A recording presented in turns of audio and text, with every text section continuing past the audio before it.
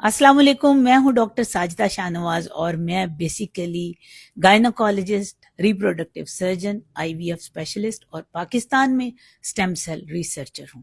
मैंने अभी कल एक पोस्ट लगाई जिसमें मैंने इजहार किया कि अल्हम्दुलिल्लाह मेरी स्टेम सेल की जो रिसर्च है वो इंटरनेशनल फोरम पे अप्रूव हुई और मुझे बुलाया गया है एज अ स्पीकर। इसका मतलब क्या है, ये बात करने के लिए मैं अपने डॉक्टर्स, कोलीग्स और उन पढ़े लिखे पेशेंट्स को जो मुझसे सवाल कर रहे हैं, सबसे पहले तो बहुत शुक्रिया कि आप लोगों ने मुझे बेस्ट विशेस दी। अब मैं आपको इसकी डिटेल बताने लगी हूं और ये जरूरी है। सबसे पहले हमारे बहुत सारे जो पीएचडी डॉक्टर्स हैं, दूसरे कोलीग्स हैं, प्रोफेसर्स हैं जो टीचिंग हॉस्पिटल्स के साथ अफिलिएटेड हैं, उन्हें अच्छी तरह पता है कि जब हम कोई नई रिसर्च या स्टडी करते हैं तो हम लोग उसकी रिसर्च को पब्लिश करवाते हैं। लेकिन एक बात याद रखिए कि आम तौर पर बिल्कुल नया काम अगर कोई शख्स करता है जिसमें कि पहले उसके ऊपर कंट्रोवर्सीज हों, एक्सपेरिमेंटल काम हो और वो ह्यूमन के ऊपर अपनी स्टडी या रिसर्च पब्लिश कराए, तो उसको काफी प्रॉब्लम्स का सामना करना पड़ता है। उसमें यूं नहीं होता कि मैंने 10 पेशेंट पे स्टडी की तो मैं एक पेपर छपवा दूं। इंटरनेशनल फोरम पे आपको एक नया प्रोटोकॉल लोगों में, दुनिया में लाने के लिए आपको पहले इंटरनेशनल फोरम पे अपनी स्टडीज भेजनी पड़ती हैं, जो कि मैं रिपीटेडली भेज रही थी। अल्हम्दुलिल्लाह 5 साल के बाद अल्लाह ताला ने ये वक्त मेरे ऊपर उसके करम से आया कि मैंने ये मेरी रिसर्च जो है ये अप्रूव्ड हुई। और ये जो मैंने एक आपको खबर दी है, ये ऐसे खबर कोई भी डॉक्टर नहीं लगा सकता, ठीक है? क्योंकि आपको पता है कि अगर इसकी कोई वर्थ ना हो, बेस ना हो, तो ये क्राइम है लोगों को जो है वो मिसगाइड करना कि जी मैं ये काम कर रहा हूं। तो मैंने आपको उन्हीं कमेंट्स के नीचे मैंने उसका जो इनविटेशन लेटर है, डिटेल्स हैं कि मेरी कहाँ पे ये कॉन्फ्रेंस है, अगर आप लोग आना चाहें most welcome. I would love कि मेरे पाकिस्तानी डॉक्टर्स, मेरे कोलीग्स वहां पर हों। और ये सिर्फ मेरी कामयाबी नहीं है, ये आप सब लोगों की भी कामयाबी है। मैंने डिटेल्स दे दी हैं। इसके अलावा भी आपके जो सवाल होंगे मैं जरूर बताने के लिए तैयार हूं।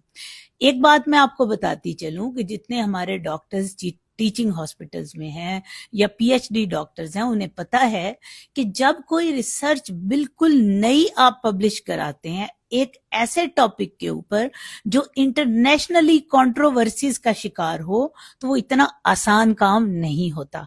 लेकिन अल्हम्दुलिल्लाह कि मुझे 5 साल के बाद अब मेरे ऊपर ये वक्त आया कि मैं आपको ये बता रही हूं। और इसमें ये नहीं होता कि आप पहले पेपर पब्लिश कर दें और फिर उसके बाद आप प्रेजेंटेशन दें।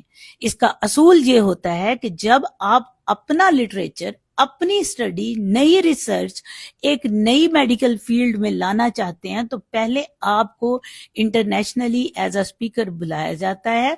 आप उस फोरम पे बोलते हैं जहां पे और लोग भी होते हैं, सिर्फ मैं नहीं, मल्टीपल लोग across the border, across the globe लोग आए होंगे और वो लोग अपनी अपनी प्रेजेंटेशन देंगे। हमारे सेगमेंट में जो लोग भी, जिन्होंने भी स्टेम सेल पे काम किया है, चाहे उन्होंने एनिमल पे किया है, चाहे उन्होंने ह्यूमन बीइंग पे किया है, वो उस रिसर्च को बताएंगे। जब वो उसको प्रेजेंट कर लेंगे तो ये एक पेटेंसी और कॉपीराइट्स का प्रॉब्लम होता है कि हम जब तक हमारी प्रेजेंटेशन नहीं हो जाती, मैं वो पेपर आपको शेयर नहीं कर सकती। लेकिन ये एक बहुत बड़ा माइलस्टोन है कि उसके ऊपर अभी मुझे किसी ने लिखा, बहुत सारी, मैं कहती हूँ 100 से भी ऊपर, शायद मेरा ख्याल 500 लोगों ने मुझे मुबारकबाद दी, खूबसूरत मैसेजेस लिखे, बेस्ट विशेस दी। तो शायद 1 या 2 लोग ऐसे थे जिन्होंने ये कहा, कौन सी इंटरनेशनल कॉन्फ्रेंस, कोई नहीं हो रही, दुनिया में जंग लगी हुई है, कौन सी इंटरनेशनल कॉन्फ्रेंस। तो मैं आपको बताना, इसलिए मैंने अपना इनविटेशन लेटर भी शेयर कर दिया है आप लोगों को, आप अच्छी तरह देख लीजिए। और एक और बात भी आपको बता दूं कि एक्नॉलेज हो जाना, अगर ये कॉन्फ्रेंस कैंसिल भी हो जाती है तो उससे भी एक्नॉलेजमेंट को कोई नुकसान नहीं होता। अगर आप मेरे लिए ये भी बद्दुआ करें कि इसकी कॉन्फ्रेंस कैंसिल हो जाए, تو پھر بھی اس سے کوئی فرق نہیں پڑتا، کیونکہ ایکنالجمنٹ یہی ہوتی ہے کہ آپ نے جو اسٹڈی کی ہے اس کو ہمارے اتنے جو کنسلٹنٹس تھے انٹرنیشنل انہوں نے پڑھا ہے، اور اس کے بعد آپ کو بلایا ہے کہ آپ اس فورم پہ آ کے بولیں، اور اس میں ایک بندہ نہیں ریسرچ جمع کراتا، دنیا 1000 سے لاکھوں لوگ اپنی ریسرچ جمع کراتے ہیں۔ یہ علیحدہ بات ہے کہ ہمارے پاکستان میں کوئی کرے تو اس کو سولی پہ لٹکا دیا جاتا ہے، اگر آپ اس کو فزیکلی سولی پہ نہیں لٹکاتے تو اس کو سوشلی آپ سولی پہ لٹکا دیتے ہیں۔ تو اب یہ موت تو ان لوگوں کی ہے نا کہ جنہوں نے یہ کہا تھا کہ ڈاکٹر ہی فیک ہے، تو اب وہ کس منہ سے کھڑے ہوں گے؟ کیا ایک فیک ڈاکٹر کو انٹرنیشنلی بلایا گیا؟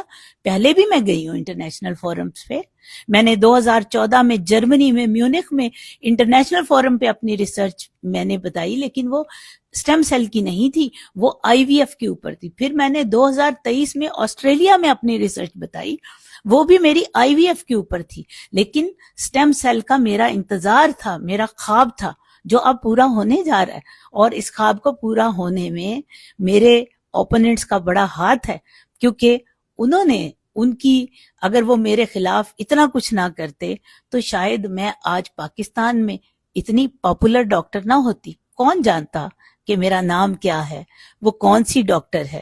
ٹھیک ہے، تو آپ نے مجھے فیک کہا، تھینک یو ویری مچ۔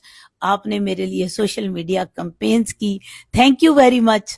شاید ہو سکتا ہے آپ کی کمپین سے ہی میرا انٹرنیشنلی ریسرچ جو ہے اپروو ہو گئی ہو، اور آپ کی وجہ سے آج میرے اللہ نے مجھے اس لیول پر کھڑا کیا ہے کہ میں دنیا کو across the globe as a Pakistani جھنڈا لگا کے وہاں پر جاؤں گی اور بتاؤں گی دنیا کو کہ پاکستان کے ڈاکٹرز کیا کر سکتے ہیں۔ خوش رہیے، فی امان اللہ۔